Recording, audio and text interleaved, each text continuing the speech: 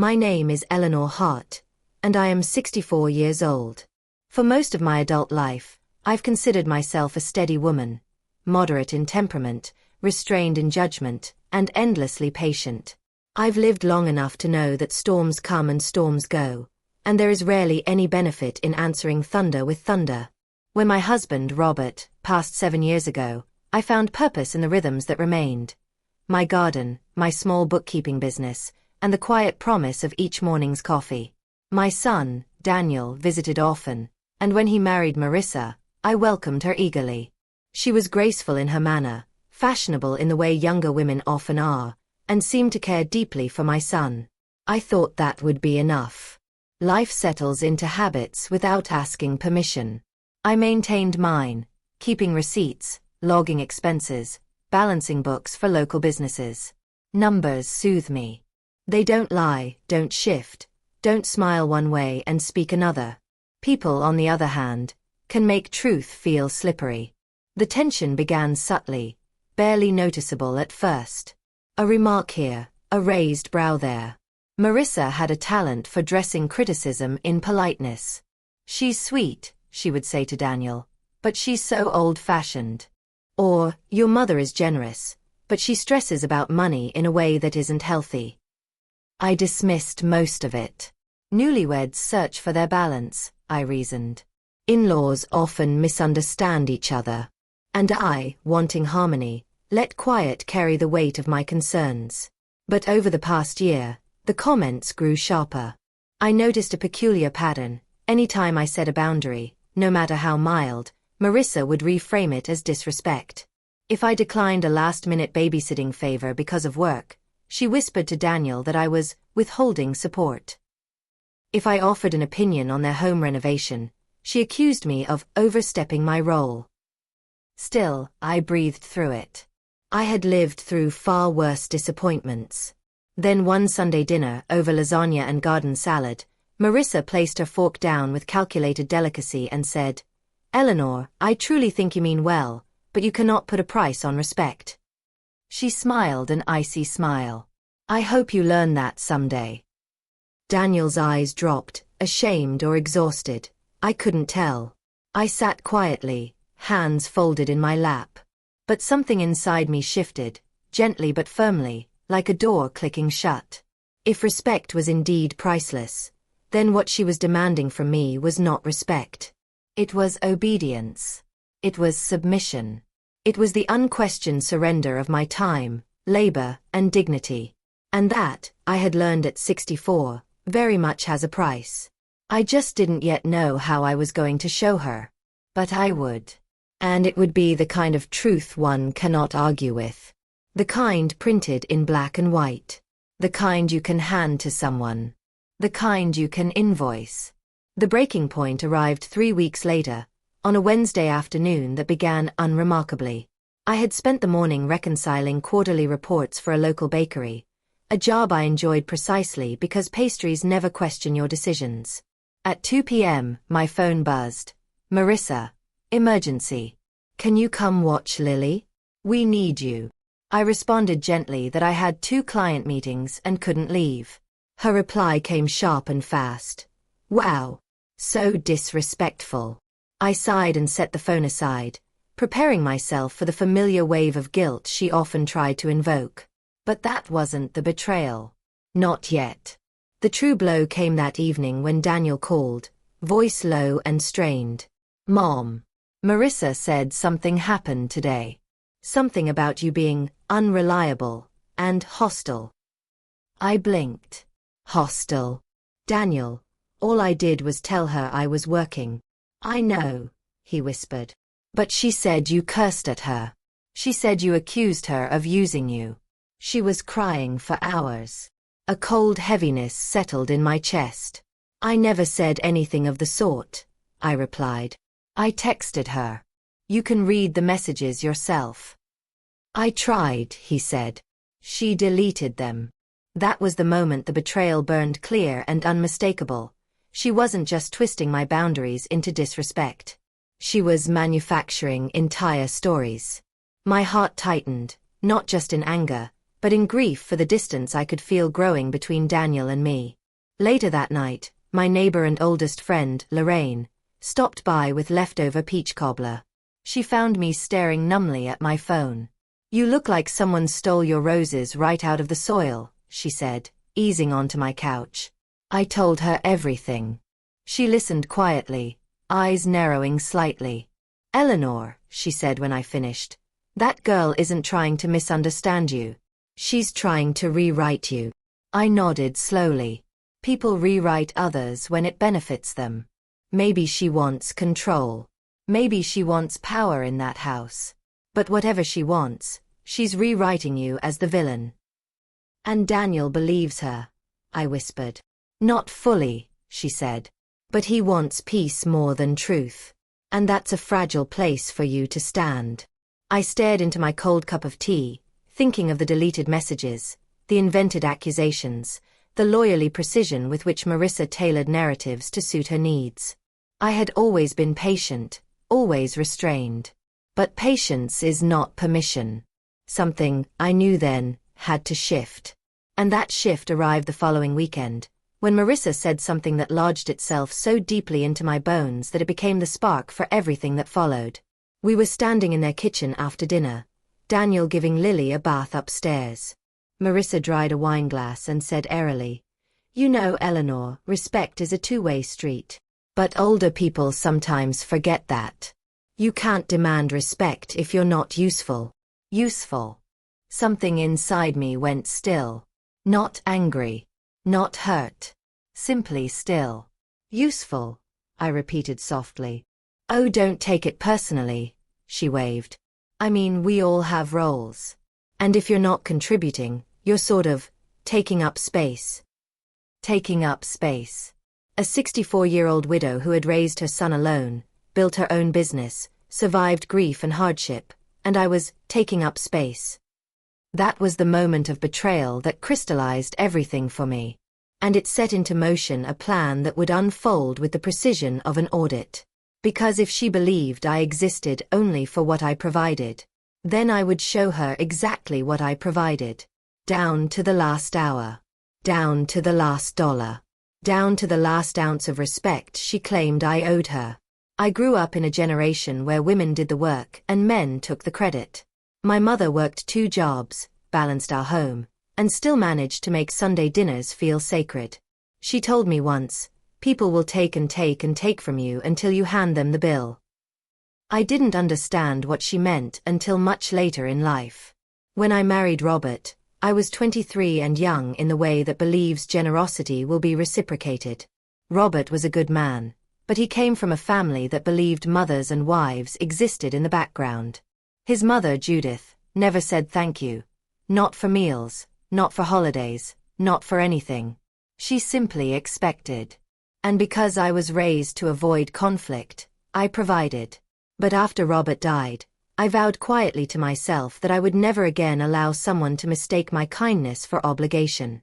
When Daniel met Marissa, I saw hints of Judith in her, the same entitlement wrapped in courtesy, the same polished veneer.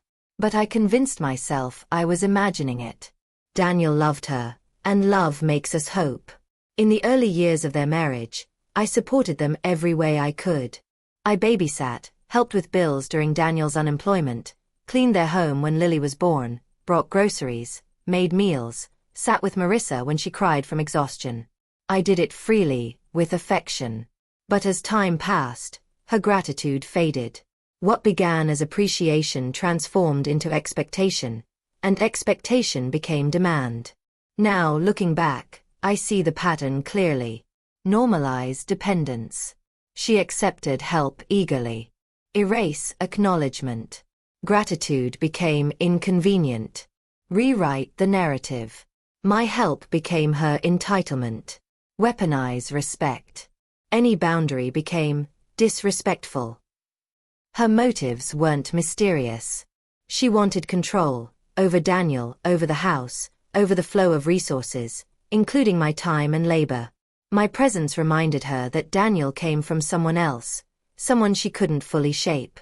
And so she tried to shape me instead. People like Marissa often dress insecurity in dominance. They turn vulnerability into accusation and rewrite stories in which they are always the wronged party. Understanding her motives didn't excuse her behavior, but it clarified everything. And it reminded me of something I had forgotten. I was not powerless. I had skills. I had records. I had a mind built for detail and truth. And truth was about to become my greatest tool. My plan began quietly and without fanfare. Not vengeance. Clarity. Not anger. Accountability. The next morning, I opened a new notebook, the kind with a firm spine and crisp pages that invite precision. I titled it, very simply, In-Law Ledger. Over the next month, I documented everything. Not to inflate the truth, but to ground it. Every request from Marissa. Every hour spent helping. Every task she assigned me. Every message she sent that framed my boundaries as disrespect. I also went back through old bank records, calendar entries, text backups, and even my journal entries from the past 5 years. I compiled grocery receipts for meals I brought to their home, gas mileage logs for trips made on their behalf, babysitting hours, often on short notice, emergency errands during Daniel's job search period, household tasks she'd asked me to do, just because you're good at it. All totaled, it was far more substantial than I had ever consciously realized. Meanwhile, Marissa noticed nothing. She was too busy scrutinizing my every boundary to wonder what I might be quietly preparing in the background. But spreadsheets were only part of the investigation. The truth had to be airtight. So I also documented the emotional manipulation. Screenshots of guilt-tripping texts. Examples of contradictory demands. Reminders of fabricated claims.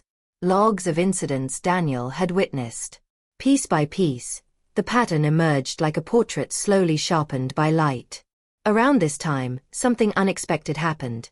Daniel began dropping by my house without Marissa, usually after Lily's bedtime.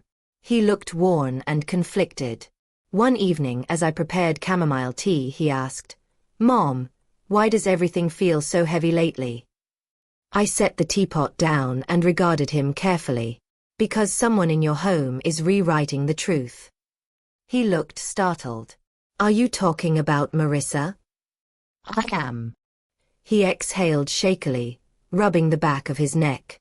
"I don't know what's real anymore. It feels like every time I defend you, she says I'm choosing you over her." "That is not a marriage," I said quietly. "That is control."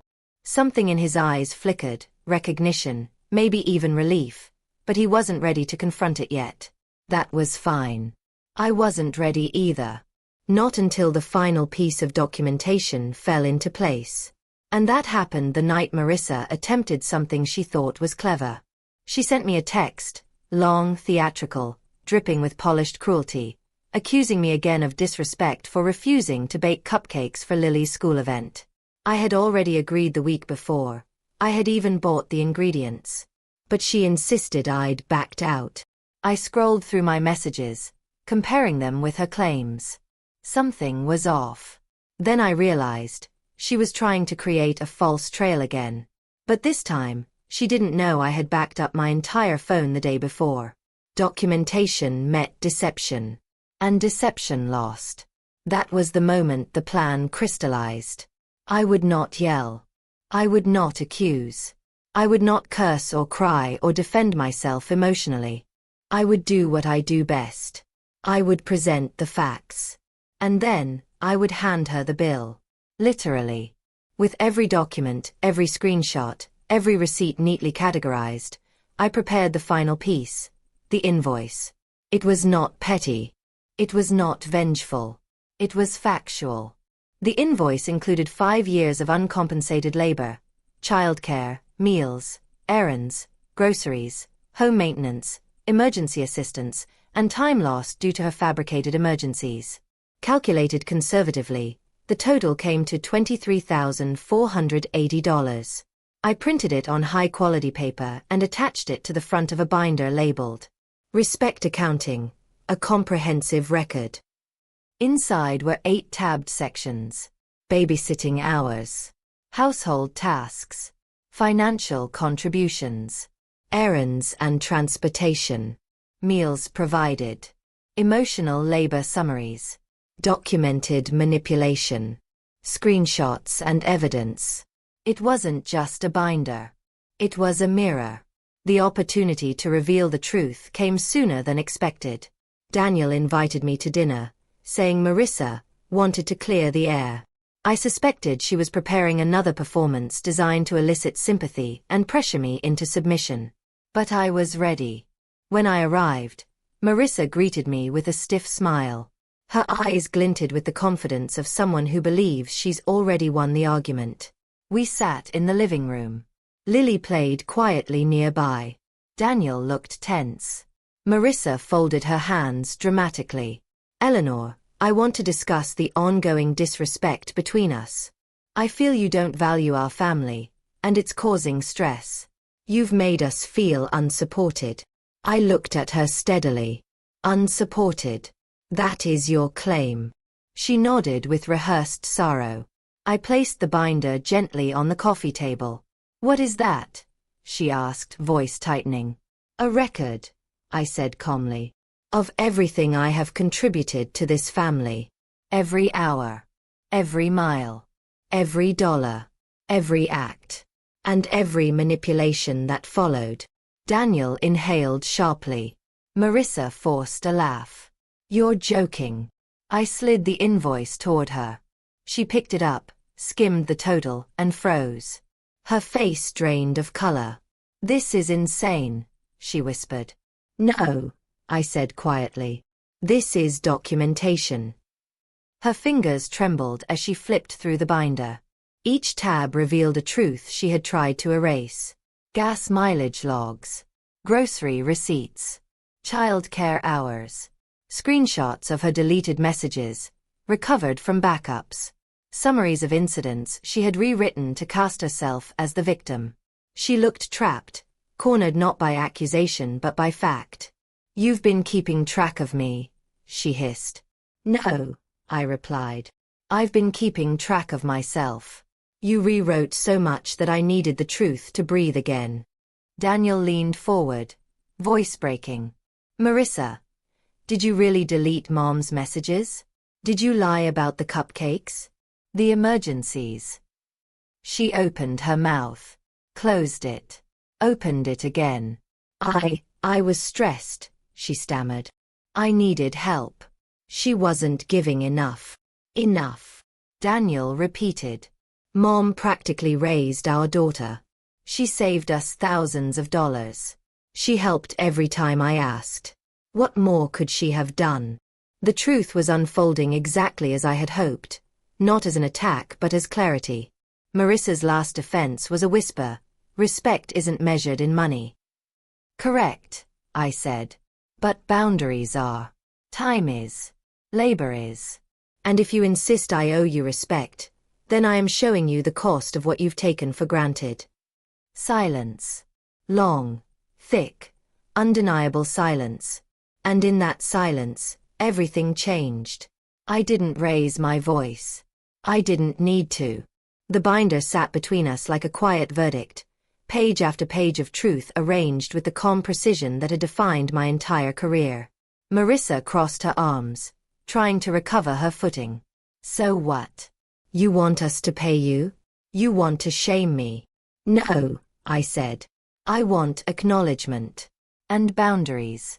And truth. Daniel looked at me with wounded eyes. Mom, why didn't you tell me how bad it had gotten? Because I didn't want to put you in the middle. I only wanted peace.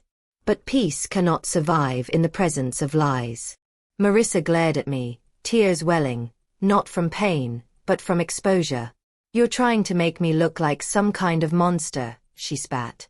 No, I said almost gently. I'm letting your behavior speak for itself. I tapped the invoice.